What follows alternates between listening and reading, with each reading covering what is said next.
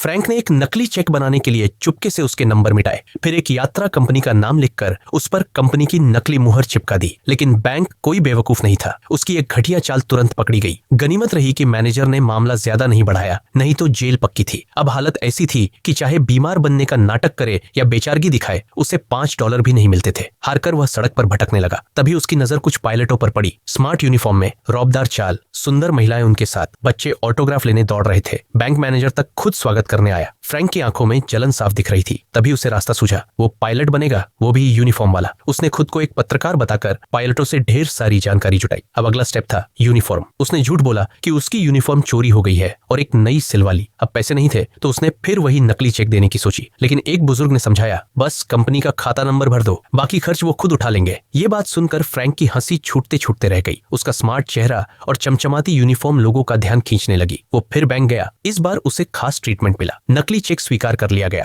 और वो सीधा एक 5 स्टार होटल में पहुंच गया। अब उसने प्लास्टिक एयरप्लेन मॉडल्स को पानी में डुबोकर उनका असली लोगो हटाया और नए चेक पर चिपका दिया। धीरे धीरे उसका बाथटब मॉडल से भर गया और चेकों की लाइन लग गई। अब उसकी यूनिफॉर्म देखकर लोग उसे असली पायलट मानने लगे। वो मुफ्त में हजारों किलोमीटर हवाई यात्रा करने लगा। कभी कभी कॉकपिट तक जा पहुंचता, असली पायलट से मजाक करता, एयर होस्टेस से फ्लर्ट करता। जब भी वो बैंक जाता, युवा क्लर्क की लाइन में खड़ा होता। मेरा नाम फ्रैंक टेलर है, मैं पैन एम का पायलट हूँ, और हाँ, क्या मैं आपको डिनर पर ले जा सकता हूँ? फ्रैंक ने अब असली नकली चेक बनाने के लिए एक पुरानी प्रिंटिंग मशीन भी खरीद ली। लेकिन इतनी तेजी से फर्जी चेकों की सप्लाई देखकर पुलिस सतर्क हो गई। FBI एजेंट कार्ल हेनरेटी अपने साथियों के साथ होटल पहुंचा जहां फ्रैंक छिपा था। उन्होंने जब दरवाजा खोला तो वहां कुछ भी नहीं मिला, एकदम साफ कमरा। कार्ल ने बाथरूम की ओर चिल्लाया, बाहर निकलो। फ्रैंक पूरी ठंडक से बाहर निकला और उल्टा वहां मौजूद तथ्यों पर FBI की मदद करने लगा। आप बहुत देर से आए, मेरा नाम बैरी एलन है, US सीक्रेट सर्विस से हूँ। जब कार्ल ने ID दिखाने को कहा, फ्रैंक ने उसे खिड़की की ओर मोड़ दिया। देखो, मेरा साथी बाहर कार से आ रहा है, देखो देखो। जैसे ही कार्ल का ध्यान भटका, फ्रैंक मौके का फायदा उठाकर मशीन उठा ले गया और बाहर निकल भागा। कुछ देर बाद जब कार्ल को होश आया, उसने देखा कि ID वॉलेट तो खाली था और फ्रैंक भाग चुका था। क्रिसमस की रात को जब कार्ल काम कर रहा था, फ्रैंक ने खुद फोन किया, मेरी क्रिसमस मिस्टर हेनरेटी। इतना दुस्साहसी अपराधी पहले कभी नहीं देखा। खुद पुलिस को फोन करके अपना पता दे रहा था, पर वो जानता था अब उसकी असली पहचान छिपी नहीं रह सकती। तभी एक होटल वर्कर ने बताया कि फ्रैंक टेलर तो एक कार्टून कैरेक्टर है। अब साफ था, ये मास्टरमाइंड धोखेबाज सिर्फ एक बच्चा है। कार्ल उसकी माँ के पास गया तो पता चला कि फ्रैंक ने अभी तक हाई स्कूल ही पूरा किया है। उसकी माँ ने बेटे को बचाने के लिए मुआवजे की पेशकश की। कितना? लगभग $1.3 मिलियन।